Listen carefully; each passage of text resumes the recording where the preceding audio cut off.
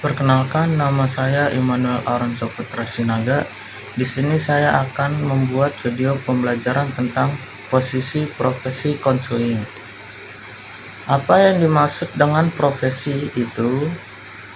Menurut Prayitno 2004, menyatakan bahwa profesi merupakan suatu jabatan atau pekerjaan yang menuntut keahlian dari petugasnya.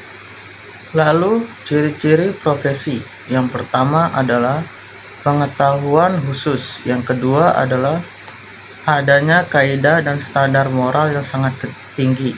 Yang ketiga adalah mengabdi pada kepentingan masyarakat. Yang keempat adalah terdapat izin khusus. Yang kelima adalah menjadi anggota dari suatu profesi. Lalu di sini saya akan menjelaskan bagaimana dengan bimbingan konseling sebagai suatu profesi. Lalu ada pengembangan profesi bimbingan dan konseling. Yang pertama adalah standarisasi untuk kerja profesional konselor. Yang kedua, standarisasi penyiapan konselor. Yang ketiga, akreditasi. Yang keempat, sertifikasi dan lisensi. Dan yang kelima adalah pengembangan organisasi profesi. Nah, lalu apakah pekerjaan sebagai konselor bisa dilakukan oleh siapapun? Oh, jelas tidak bisa.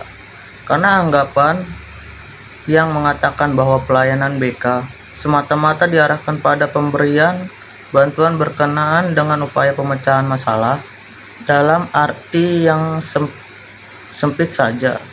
Tapi pada dasarnya, berbagai jenis bantuan dan kegiatan itu menuntut adanya untuk kerja profesional tertentu.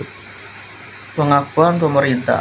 Yang pertama, Kurikulum 1975. Yang kedua, Undang-Undang Republik Indonesia Nomor 89 Tahun 1989. Yang ketiga, Keputusan Menpan Nomor 84 Tahun 1993. Yang keempat, Undang-Undang Republik Nomor 20 Tahun 2003. Yang kelima, Kurikulum Indonesia Nomor 22 Tahun 2006. Yang kelima, Permen Republik Indonesia Pasal 54 Ayat 6 Nomor 74 Tahun 2008. Dan yang ketujuh, Permendiknas Republik Indonesia Nomor 27 Tahun 2008. Saya juga akan menjelaskan sejarah bimbingan dan konseling di Amerika. Pada era perintisan tahun 1908 sampai 1913. Tahun 1908, Frank Parsons mendirikan Boston Vocational Bureau. Setahun kemudian menerbitkan buku Choosing a Vocation, peran konselor dan teknik yang digunakan dalam pekerjaan. Pada tahun 1913, Jesse B. Davis, pendekatan Davis didasarkan pada studi diri dan studi pekerjaan. Anna Yeret, program bimbingan yang dikembangkan dirancang untuk menilai seseorang cukup layak atau tidak menjadi pegawai atau karyawan. Ellie Weaver berhasil membangun komite bimbingan guru di setiap SMA di New York City. David S. Hill, seorang peneliti sistem sekolah di New Orleans, merintias dan menggarap beragam kurikulum yang diperlengkapi dengan bimbingan kerja. Pada era Perang Dunia Pertama, tahun 1914 sampai 1934. Pada tahun 1916, versi terjemahan dan revisi tes kecerdasan yang pertama disusun oleh psikolog Prancis, oleh Alfred Binet dan Theodore Simondi tahun 1905. Diperkenalkan di Amerika Serikat oleh Lewis M. Terman dan kolega-kolega di Universitas Stanford, dan tes kecerdasan ini populer di sekolah-sekolah. Pada tahun 1920-an, program bimbingan yang terorganisasi mulai muncul dengan frekuensi tinggi di jenjang SMP. Lebih intensif lagi di SMA, dengan pengangkatan guru BK yang khusus dipisahkan untuk laki-laki dengan siswa perempuan. Pada tahun 1930-an, bimbingan dan konseling di jenjang SD dipicu oleh tulisan-tulisan dan usaha keras William Burnham yang menekankan guru untuk memajukan kesehatan mental anak yang memang diabaikan pada era itu. Konsep magang mulai dikenal untuk pertama kalinya pada dekade ini. Pada era Perang Dunia Kedua, tahun 1935 sampai 1950.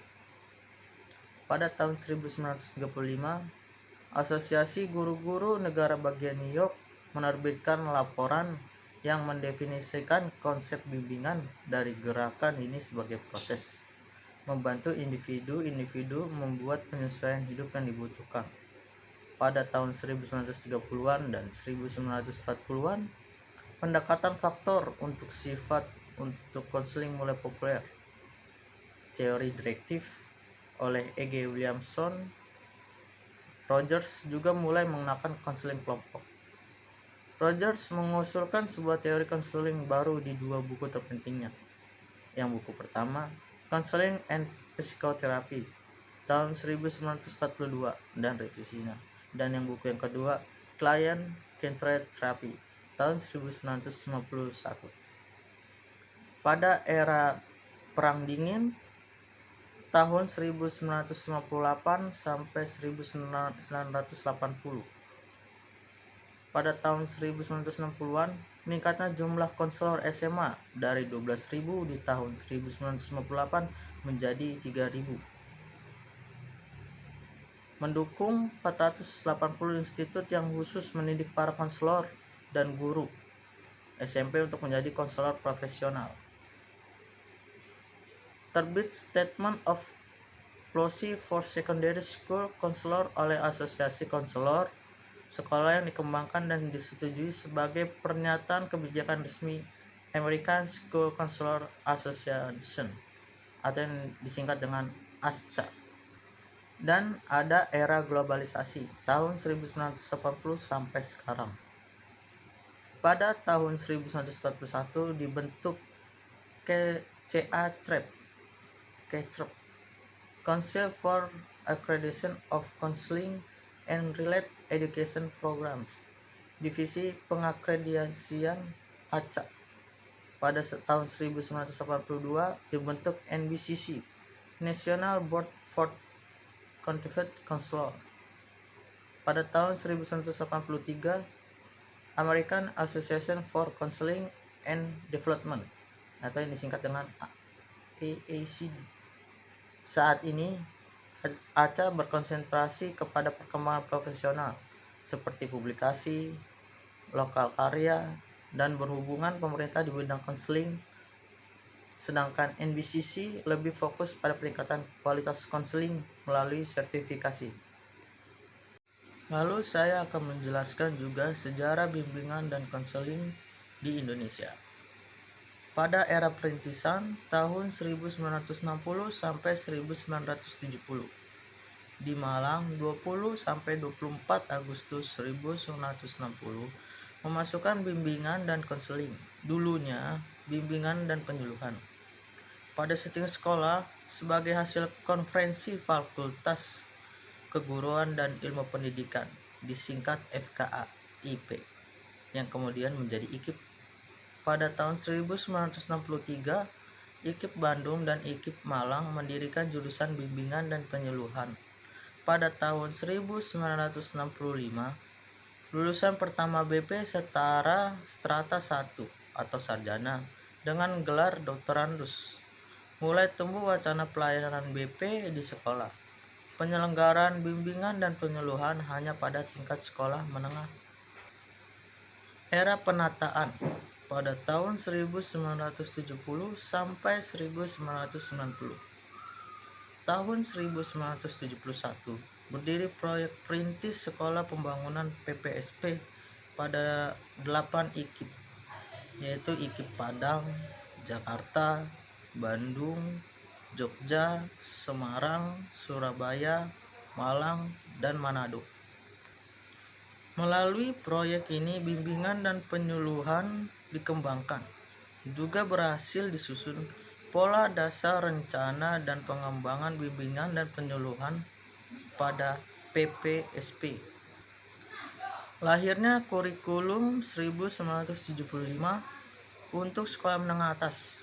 Di dalamnya memuat pedoman bimbingan dan penyuluhan. Tahun 1978 diselenggarakan program PGSLP dan PGSLA. Bimbingan dan penyuluhan di IKIP setingkat D2 atau D3 untuk mengisi jabatan guru bimbingan dan penyuluhan di sekolah yang sampai saat itu belum ada jatah pengangkatan guru BP dan tamatan S1 jurusan bimbingan dan penyuluhan. Yang ketiga, era pemantapan tahun 1990 sampai 2000. Disinilah lahir pola BK 17. Pada tahun 1993, SK Menpan nomor 84 tahun 1993 tentang jabatan fungsional guru dan angka kreditnya yang di dalamnya termuat aturan tentang bimbingan dan konseling di sekolah. Pada tahun 1995, SK Mendikbud nomor 25 tahun 1995 sebagai petunjuk pelaksanaan jabatan fungsional guru dan angka kreditnya, BP beralih menjadi BK. Lalu terlahir juga pola BK 17+.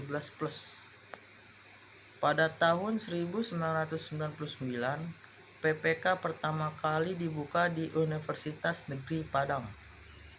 Yang keempat, era profesionalisasi tahun 2000 sampai sekarang.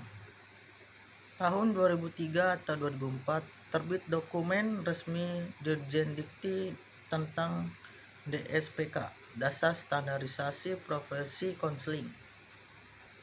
Tahun 2007, selain di UNP, PPK dibuka di tahun 2007 di Universitas Negeri Semarang. Pada tahun 2017, Keputusan Menteri Riset, Teknologi dan Pendidikan Tinggi Republik Indonesia nomor 257 M/KPT tahun 2017 yang mencantumkan PPK sebagai program studi, sedangkan PPGBK tidak termasuk di dalamnya. Pada tahun 2018, UHAMKA membuka PPK kerjasama UNP. Cukup sekian video pembelajaran tentang posisi profesi konseling. Maaf bila ada kekurangan. Terima kasih Bu Evi. Assalamualaikum warahmatullahi wabarakatuh. Selamat siang.